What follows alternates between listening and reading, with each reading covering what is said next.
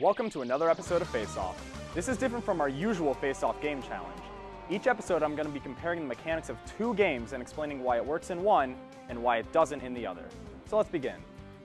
The Legend of Zelda is one of Nintendo's most recognizable franchises, right next to Mario and Pokemon. Celebrating its 30th anniversary this year, the Legend of Zelda series is home to countless games that span across every single Nintendo console and handheld. Today I want to take a look at two of these games, A Link to the Past and Majora's Mask, released on the SNES and the N64 respectively. Many people believe that Zelda's transition to 3D took the franchise in an unwanted direction and hail the classic 2D titles as what a true Zelda game should be. But if you delve deeper into these two games, you'll see that while they're very similar, they are vastly different. Let's start with A Link to the Past.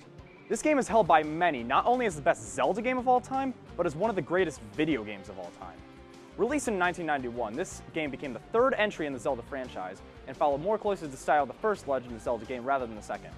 This game expanded upon the first game by replicating the same mechanics and gameplay, but improving upon them drastically. But it also took the franchise in another direction, a story-based direction. See, while everyone bashes Ocarina of Time for having such a story-heavy background, they don't want to admit that A Link to the Past was the game that moved the franchise in this direction. In the first two games, you just got thrown into a world, unsure of your goal. In A Link to the Past, you're directly told of your goal through the game through dialogue. That's not necessarily a bad thing, except when you implement it poorly. A Link to the Past just throws the plot at you at various points throughout the game, and most of the time it's just lore. Not to mention NPCs who feel lifeless and boring, which takes away from the atmosphere of the game. These two factors are mostly what brings Link to the Past down, but the other main point is the exploration. Now, the first two Legend of Zelda games were all about exploration. You were given nothing, so naturally, you had to discover everything.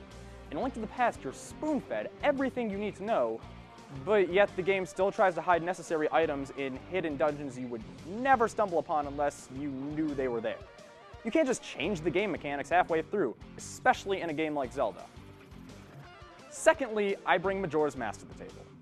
Released in 2000 as a direct sequel to Ocarina of Time, Majora's Mask had a production time of less than a year and still managed to receive critical acclaim. Now, like I said earlier, these two games are very similar, yet vastly different. That's because Majora's Mask implements many of the same mechanics as A Link to the Past, but utilizes them in such a way that they complement the game beautifully. As for the story, only the beginning and the end are plot-heavy, with little details sprinkled throughout the game as you complete the 4 dungeons. Exploration is also heavily encouraged in this game, but it isn't necessary to beat the main storyline, which makes it 100% fun rather than a chore. Finally, Majora's Mask has some of the most interesting characters of the whole franchise. The many NPCs of them each have something unique to offer to the world of Majora's Mask, be it through a quest, a simple request, or just being quirky and hilarious.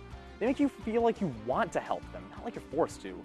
Majora's Mask took the elements that fell short in A Link to the Past and implemented them to work almost flawlessly. I could go on for hours about how every little detail in Majora's Mask is special or significant, but unfortunately I don't have that kind of time. For this battle, the winner is Majora's Mask. So what do you think?